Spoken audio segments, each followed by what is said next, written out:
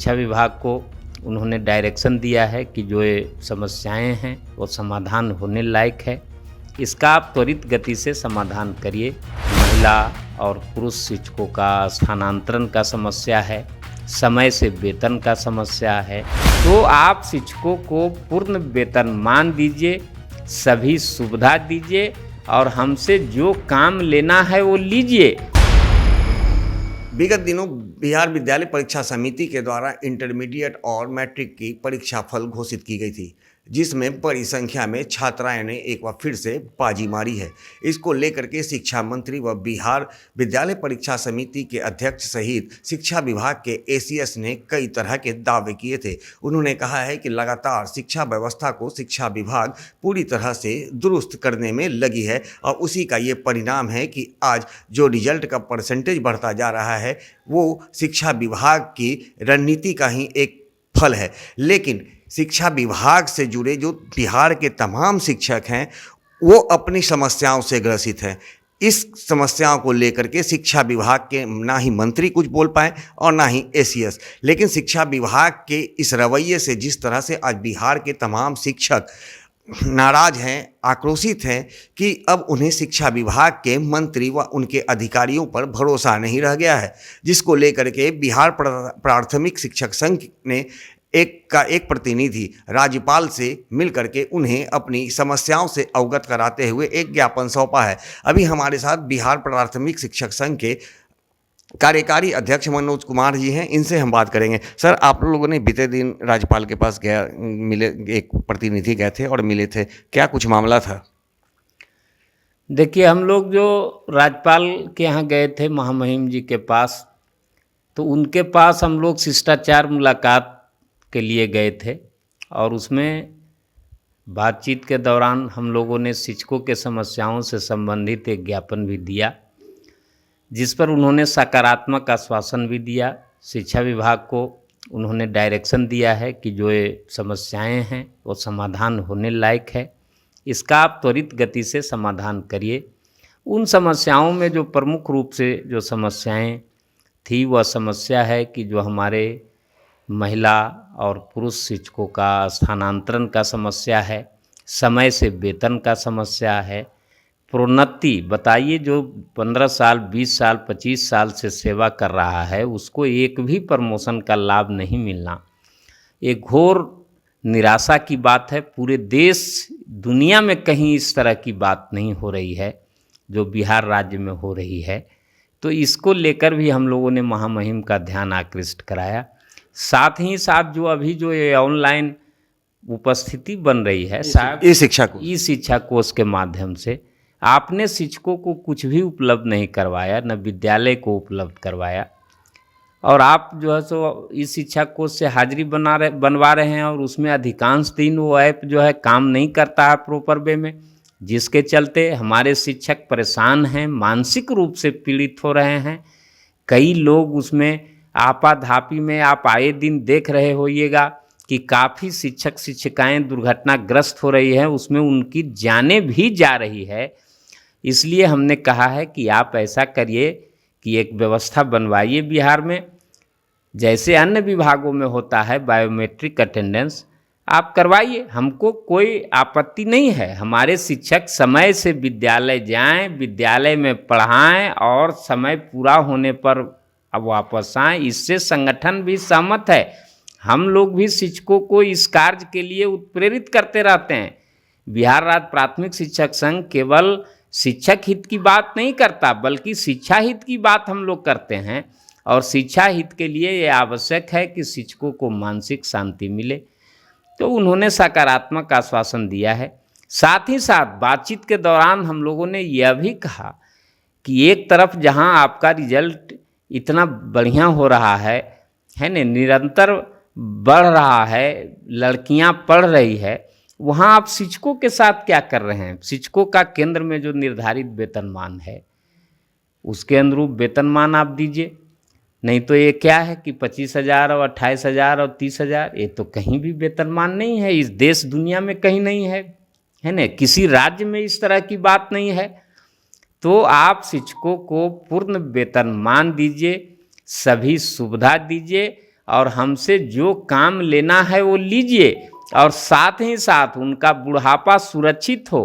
क्योंकि आए दिन आप देख रहे हैं, बोलेंगे तो कुछ लोगों को खराब लगेगा कि भ्रष्टाचार का जिस हिसाब से नंगा नाच हो रहा है, हम शिक्षा विभाग की बात करेंगे, है न, तो उसमें जो है राज्य के शिक्षकों से हमारे पास सूचना है, हम उससे पीड़ित हैं व्यक्तिगत। आप लगातार भ्रष्टाचार के मामले को उठा रहे हैं कि शिक्षकों के शिक्षा विभाग में भ्रष्टाचार है, आखिर क्या ऐसा कारण है, क्या आप उससे कितने प्रभावित हैं? देखिए, शिक्षा विभाग में भ्रष्टाचार है क्योंकि हम शिक्षा विभाग से बिलोंग करते हैं, शिक्षक संगठन का काम करते हैं। तो यहाँ भ्रष्टाचार का आलम यह है कि मार्च का जो महीना चल रहा है, तो अधिकांश जिलों में शिक्षकों का जितना भी बकाया वेतन है, बकाया वेतन देने में जो है वो कितना प्रतिशत ले लेगा इसका कोई ठिकाना नहीं है। बोलेंगे तो कुछ लोगों को हो सकता है कि हमारे ऊपर शोकॉज भी हो, लेकिन मैं चुनौती देता हूँ, पूछे, हम प्रमाणित करेंगे। व्यक्तिगत तौर पर हम लोग भी पीड़ित हैं। पटना जिला में मेरा व्यक्तिगत बिल था, वो हम अपने जब कई दिन गए हैं, है न, जिला कार्यक्रम पदाधिकारी को और डीओ को कहने पर तो काम हुआ है, लेकिन सभी शिक्षक तो उतना दौड़ नहीं पाते हैं।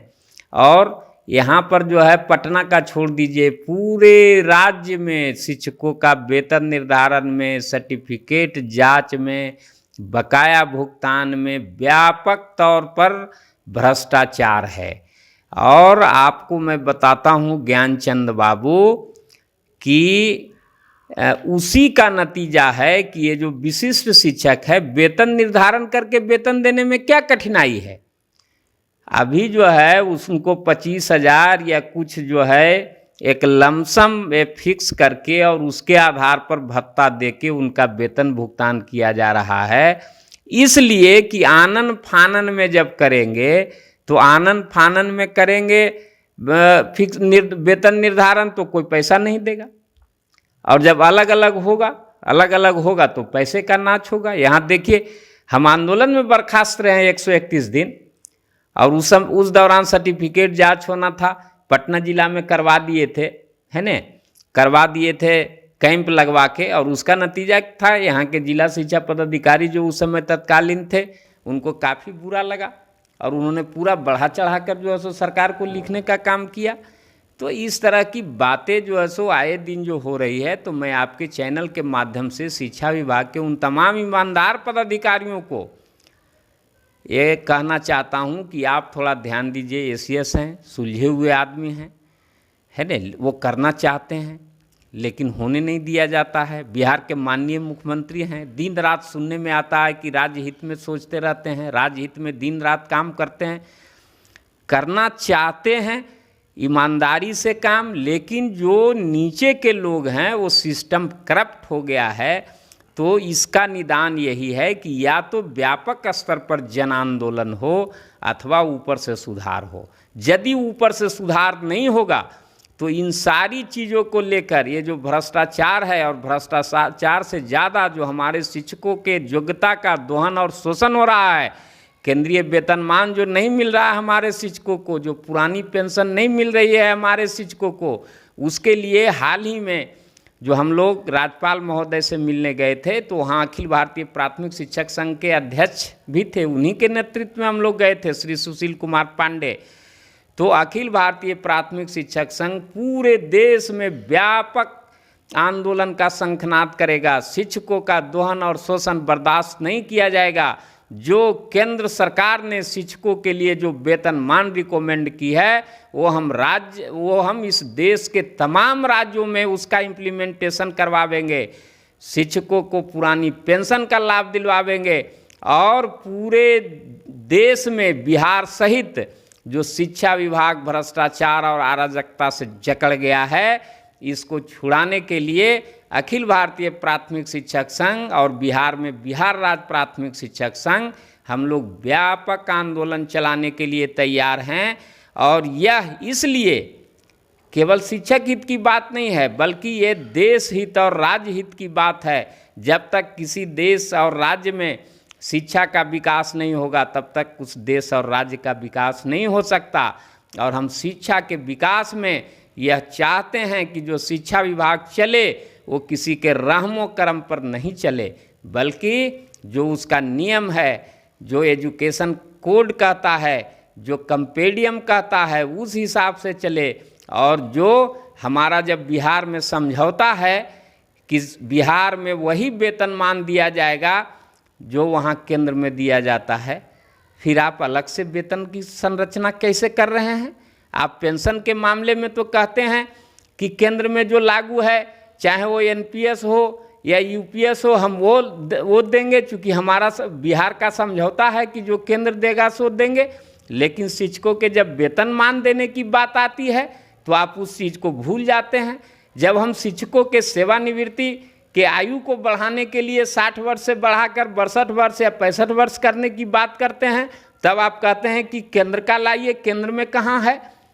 लेकिन जब वेतनमान देने की बारी आती है तो आप बैठ के चुपके से एक वेतनमान 25,000 और 28,000 और 30,000 का जारी कर देते हैं। क्या आप शिक्षक से नौकरी करवा रहे हैं, उनसे पठन पाठन का कार्य करवा रहे हैं कि उनको भीख दे रहे हैं?